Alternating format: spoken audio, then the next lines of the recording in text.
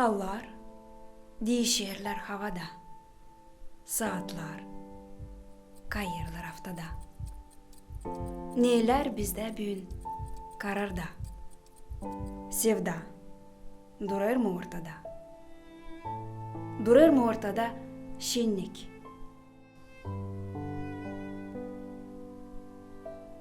Rahatlık, inan, hem serbestlik.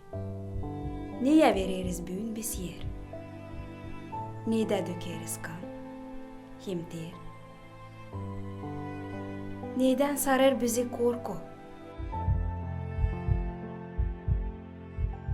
Gece neyden kaçar uyku? Neyden kalamıyoruz kuşku? Açan kapır bizi duygu. Elbet ki o salt bir çizi, yaşamanın var çok dadı.